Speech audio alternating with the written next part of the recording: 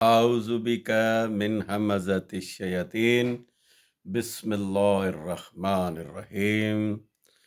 رب المشرقين ورب المغربين فبأي آلاء ربكما تكذبان۔ یہ آیت مبارکہ جو میں نے آپ کے سامنے پیش کی ہے،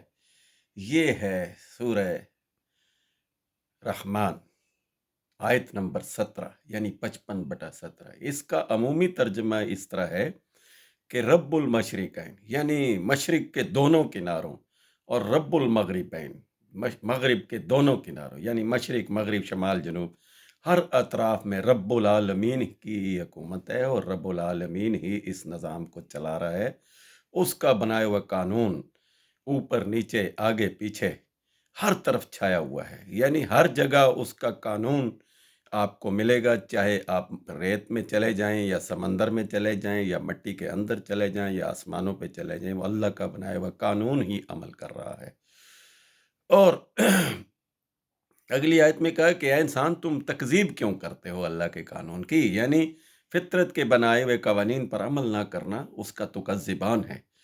اور یہی اس پوری سورہ رحمان کا خلاصہ ہے کہ حضرت انسان کو کہا گیا کہ دیکھیں کائنات کی ہر چیز، یعنی سمندر، سورج، چاند، ستارے، اللہ کی کائنات کی سسٹم پہ فطرت اللہ ہلتی پر چل رہے ہیں، اور تم اے انسان اس کا تکذبان کرتے ہو کیونکہ تمہیں اختیار دیا ہے الہامہا تقویٰ و فجورہا، تقویٰ اور فجور دونوں چیزیں تمہارے اندر موجود ہیں، اور تم اپنے اختیارات کا ناجائز استعمال کر کے تکذبان کرتے ہو، یعنی اللہ کی آیات کو جھٹلانا، غیر فطری کام کرنا، اللہ کے دین کی تکذیب ہے۔ اور یہ جو ارشد قرآنی کا چینل یوٹیوب پہ ہم نے شروع کیا، اس کا مقصد ہی قرآن اور صرف قرآن ہے، اور اس کو سبسکرائب کریں اور اس کو دوسروں تک پہنچائیں۔ یہ فی سبیل اللہ کی بنیادوں پر چل رہا ہے، اور اس یوٹیوب چینل کا ہم صرف اور صرف یہ تقاضا کرتے ہیں کہ ہر شخص پر فرض ہے کہ اللہ کی کتاب کو دوسروں تک پہنچائے۔ تو اللہ کی اس کتاب کو دوسروں تک پہنچانا ہم سب پر فرض بھی ہے اور ہمارا دینی فریضہ بھی ہے، اور اسی طرح ایک دن دین قائم ہوگا۔ تو چلتے ہیں اپنے سبجیکٹ کی طرف کہ اس کا خلاصہ کچھ اس طرح ہے کہ سورہ رحمان پر غور کریں تو اس کی بڑی اہم آیت ہے جس میں اللہ نے کہا کہ ہم نے انسان کو مٹی سے پیدا کیا، اور اسی طرح سورہ نوح میں چل کے کہا کہ اے انسان یاد کرو وہ وقت جب ہم نے تم کو نباتات کی طرح، پودوں کی طرح زمین سے نکالا،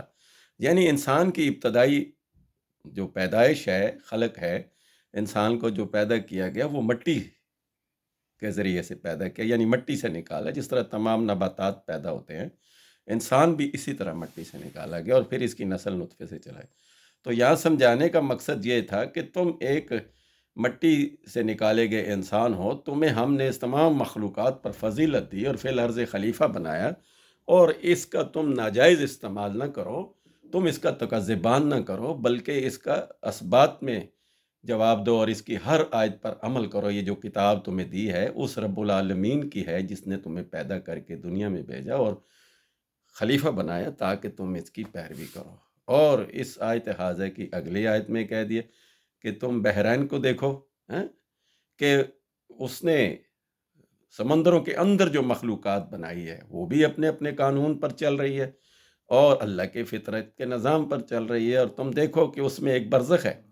یہ برزخ بھی اللہ کے قانون میں سے ایک قانون ہے کہ دو پانی، کھارا اور میٹھا، اور نیلا اور کڑوا، دونوں پانیوں کو آپس میں ملنے نہیں دیتے، یعنی ان کے درمیان ایک برزخ ہے۔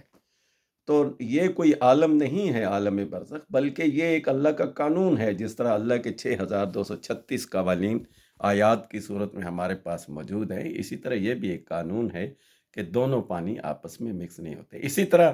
نیکی اور بدی کرنے والا بھی آپس میں ایک جیسے نہیں ہوتے، اسی طرح اندھیرا اور اجالے والا بھی آپس میں نہیں ہوتے، اور علم والا اور جاہل لوگ بھی آپس میں ایک دوسرے سے مطابقت نہیں رکھتے۔ تو فَبِأَيِّ آلَاءِ رَبِّكُمَا تُكَذِّبَانِ کا مقصد یہ ہوا کہ ہم تکذیب کرتے ہیں، اور ہمیں اس تکذیب کی سزا دنیا میں بھی ملے گی اور آخرت میں بھی ملے گی، یعنی اللہ کی نعمتوں کو جھٹلانا، اللہ کے قوانین پر عمل نہ کرنا اور اللہ کے دین کے مطابق زندگی نہ گزارنا، اس کا تکذبان ہے۔ تو آئیے ہم سب مل کے اللہ کی اس کتاب پر عمل کریں اور تکذبان سے بچیں، اور رب المشرقین اور رب المغربین کا مطلب یہ ہوا کہ اللہ کا قانون ہر جگہ موجود ہے، اور ہم اللہ کے قانون کی تکذیب کرنا چھوڑ دیں۔ اپنا خیال رکھیے گا۔ السلام علیکم۔ اللہ